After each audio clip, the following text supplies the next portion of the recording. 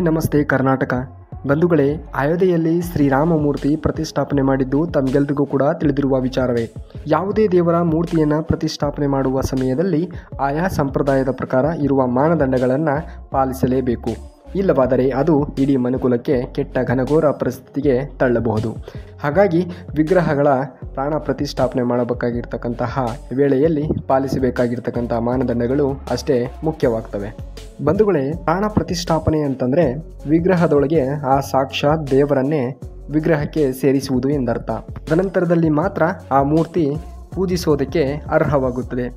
ಈ ರೀತಿಯಾಗಿಯೇ ಅಯೋಧ್ಯೆಯ ಬಾಲರಾಮನ ಮೂರ್ತಿಯನ್ನು ಪ್ರಾಣ ಪ್ರತಿಷ್ಠಾಪನೆ ಮಾಡಲಾಗಿತ್ತು. ಆದರೆ ಇಡೀ ನಾಡೇ ಆಶ್ಚರ್ಯಪಡುವಂತಹ ರೀತಿಯಲ್ಲಿ ಇವತ್ತು ಬಾಲರಾಮನ ಮೂರ್ತಿಯಲ್ಲಿ ಬದಲಾವಣೆ ಆಗ್ತಾ ಇದೆ. ಶ್ರೀ ಬಾಲರಾಮನ ಮೂರ್ತಿಯನ್ನು ಕೆತ್ತನೆ ಮಾಡಿರ್ತಕ್ಕಂತಹ ಯೋಗಿರಾಜ್ರವರು ಕೂಡ ಆಶ್ಚರ್ಯಕ್ಕೆ ಒಳಗಾಗಿದ್ದಾರೆ. ಯೋಗಿರಾಜ್ರವರು ಹೇಳಿರುವ ಪ್ರಕಾರ ಸುಮಾರು 1 ತಿಂಗಳುಗಳ ಕಾಲ ಮೂರ್ತಿ ಕೆತ್ತನೆಗೆ ಸಮಯ ಹಿಡಿದಿದೆ. ಆದರೆ ನಾನು ಕೆತ್ತಿದ ಮೂರ್ತಿಯು ದಿನೇ ದಿನೇ ಬದಲಾಗುತ್ತಿದೆ. ಮೂರ್ತಿಯ ರೂಪದಲ್ಲಿ ಬದಲಾವಣೆ ಕಾಣ್ತಾ ಇದೆ.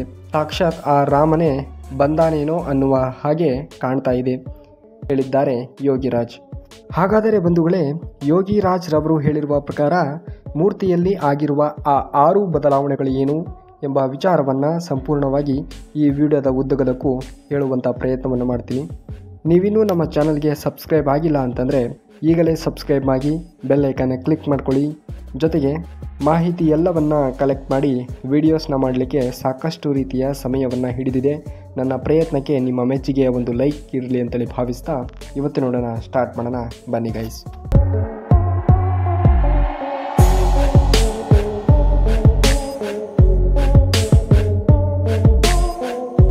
ಬಂಧುಗಳೇ, ನಿಮಗೆಲ್ಲರಿಗೂ ತಿಳಿದಿರುವ ಹಾಗೆ ಜನವರಿ 22, 2024ರಂದು ಪ್ರಾಣ ಪ್ರತಿಷ್ಠಾಪನೆಗೊಂಡಂತಹ ಈ ಬಾಲರಾಮನ ಮೂರ್ತಿಯಲ್ಲಿ ಕೆಲವೊಂದು ಬದಲಾವಣೆಗಳನ್ನು ನಾವು ಕಾಣಬಹುದು.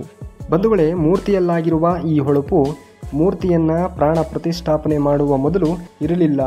ಇದು ಒಂದು ರೀತಿಯ ಪವಾಡವೇ ಸರಿ ಎಂದು ಹೇಳುತ್ತಾರೆ ಬಾಲರಾಮನ ಮೂರ್ತಿಯನ್ನು ಕೆತ್ತನೆ ಮಾಡಿರ್ತಕ್ಕಂತಹ ಯೋಗಿರಾಜ್ರವರು. ಬಂಧುಗಳೇ, ನಿಮಗೆ ಸಾಕ್ಷಿ ಸಮೇತ ತೋರಿಸುತ್ತೇನೆ ನೋಡಿ. ನಿಮ್ಮ ಎಡಭಾಗದಲ್ಲಿರುವ ವಿಗ್ರಹವು ಪ್ರಾಣ ಪ್ರತಿಷ್ಠಾಪನೆಗೂ ಮುನ್ನ ತೆಗೆದಂತಹ ಫೋಟೋ. ನಿಮ್ಮ ಬಲಭಾಗದಲ್ಲಿರುವ ಫೋಟೋ ಮೂರ್ತಿಗೆ ಪ್ರಾಣ ಪ್ರತಿಷ್ಠಾಪನೆ ಮಾಡಿದ ನಂತರದಲ್ಲಿ ತೆಗೆದಂತಹ ಫೋಟೋ. ಬಂಧುಗಳೇ, ಆಗಿರುವ ಆ 6 ಬದಲಾವಣೆಗಳು ಏನು ಎನ್ನುವುದನ್ನು ಸಂಪೂರ್ಣವಾಗಿ ಈಗ ಒಂದೊಂದಾಗಿ ತಿಳಿಸುವಂಥ ಪ್ರಯತ್ನವನ್ನು ಮಾಡ್ತೀನಿ ನೋಡಿ.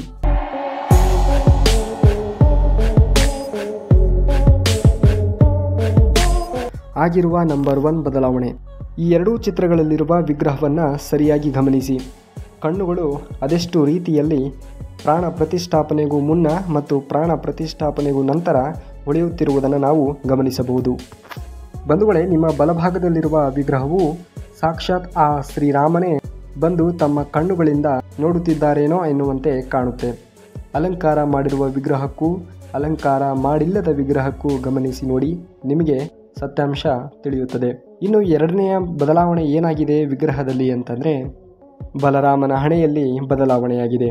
ಮಿತ್ರರೇ, ಈ 2 ಚಿತ್ರಗಳನ್ನು ಸರಿಯಾಗಿ ಗಮನಿಸಿ. ಎಡಭಾಗದಲ್ಲಿರುವ ವಿಗ್ರಹವು ಬಲಭಾಗಕ್ಕೆ ಇರುವ ಅಲಂಕಾರಗೊಂಡ ವಿಗ್ರಹದ ಹಣೆಯ ಭಾಗವು ಮನುಷ್ಯನ ಹಣೆಯ ರೀತಿಯಲ್ಲೇ ಕಾಣುತ್ತದೆ. ಇನ್ನು ಬಂಧುಗಳೇ, ವಿಗ್ರಹದಲ್ಲಾಗಿರುವಂತಹ 3ನೇ ಬದಲಾವಣೆಗಳು ಏನು ಅನ್ನೋದನ್ನು ನೋಡೋದಾದ್ರೆ, ಈ 2 ಚಿತ್ರಗಳಲ್ಲಿ ಅಲಂಕಾರಗೊಂಡ ಮೂರ್ತಿಯ ಹಾಗೂ ಅಲಂಕಾರ ಇಲ್ಲದ ಮೂರ್ತಿಯ ಕಣ್ಣಿನ ಹುಬ್ಬು ಎಷ್ಟು ಬದಲಾವಣೆಯಾಗಿದೆ ನೀವೇ ಗಮನಿಸಿ.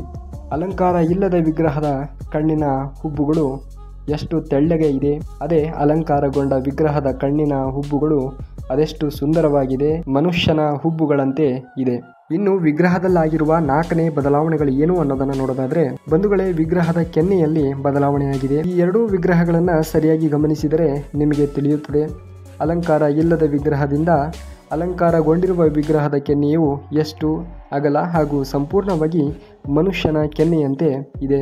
ವಿಗ್ರಹದಲ್ಲಿ ಆಗಿರುವ 5ನೇ ಬದಲಾವಣೆ ಏನೆಂದರೆ, ಎಡಭಾಗ ಹಾಗೂ ಬಲಭಾಗಕ್ಕೆ ಇರುವ ಅಲಂಕಾರಗೊಂಡ ವಿಗ್ರಹವನ್ನು ಒಮ್ಮೆ ಸರಿಯಾಗಿ ನೋಡಿ. ಅಲಂಕಾರಗೊಂಡಿರುವ ವಿಗ್ರಹದ ಕಣ್ಣುಗಳು ಎಷ್ಟು ಸುಂದರವಾಗಿ ಹೊಳೆಯುತ್ತಿದೆ ಎಂದು. ಇನ್ನು 6ನೇ ಬದಲಾವಣೆ ಏನು ಎಂದರೆ, ಈ 2 ಮೂರ್ತಿಗಳಲ್ಲಿ ಅಲಂಕಾರಗೊಂಡ ಮೂರ್ತಿಯು ಹೆಚ್ಚಾಗಿ ಭಕ್ತರೊಂದಿಗೆ ಮಾತನಾಡುತ್ತಾ ನಗುತ್ತಾ ಇರುವ ಹಾಗೆ ಕಾಣ್ತದೆ.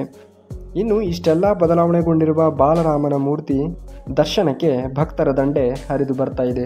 ಈ ಮೂರ್ತಿಯಲ್ಲಾಗಿರುವ ಬದಲಾವಣೆಯನ್ನ ತಾವು ನೋಡುವ ಸಲುವಾಗಿ ಭಕ್ತರು ಪ್ರತಿ ದಿವಸಕ್ಕೆ ಅಂದಾಜಿನ ಪ್ರಕಾರ 3 ಲಕ್ಷದವರೆಗೆ ಶ್ರೀರಾಮನ ದರ್ಶನವನ್ನ ಪಡೀಲಿಕ್ಕೆ ಬರ್ತಾ ಇದ್ದಾರೆ. ಈ ಮೂರ್ತಿಯಲ್ಲಾಗಿರುವ ಬದಲಾವಣೆಗಳನ್ನ ಗಮನಿಸಿರತಕ್ಕಂತಹ ವಿಜ್ಞಾನಿಗಳು ಕೂಡ ಬೆಚ್ಚಿ ಬೆರಗಾಗಿದ್ದಾರೆ. ಹಾಗೆ ಈ ಮೂರ್ತಿಯನ್ನ ಕೆತ್ತನೆ ಮಾಡಿರುವ ಯೋಗಿರಾಜ್ರವರು ಮೂರ್ತಿಯ ಪ್ರಾಣ ಪ್ರತಿಷ್ಠಾಪನೆಗೊಂಡ ನಂತರ ಆ ಮೂರ್ತಿಯಲ್ಲಿ ಸಂಪೂರ್ಣವಾಗಿ ದೇವರು ಸೇರಿಕೊಂಡಿದ್ದಾರೆ.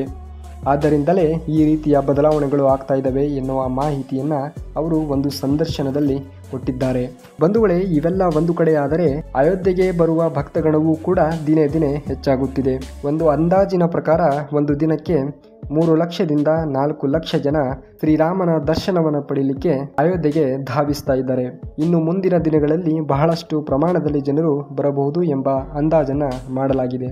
ಬರುತ್ತಾ ನಮ್ಮ ಭಾರತದಲ್ಲಿಯೇ ಅತಿ ಹೆಚ್ಚು ಭಕ್ತರು ಭೇಟಿ ನೀಡುವ ಸ್ಥಳ ಆಗುವುದರಲ್ಲಿ ಯಾವುದೇ ಅನುಮಾನ ಬೇಡ ಅಂತಾರೆ ಸಂಬಂಧಪಟ್ಟಿರ್ತಕ್ಕಂಥವರು. ಅದುಗಳೇ ನಮ್ಮ ಚಾನೆಲ್ನಲ್ಲಿ ಶ್ರೀರಾಮನಿಗೆ ಸಂಬಂಧಿಸಿದ ಒಂದಿಷ್ಟು ಮಾಹಿತಿಯನ್ನು ಹಂಚಿಕೊಂಡಿದ್ದೇವೆ. ನಿಮಗೆ ಆಸಕ್ತಿ ಇದ್ದರೆ ಅದನ್ನು ಕೂಡ ನೋಡಬಹುದು.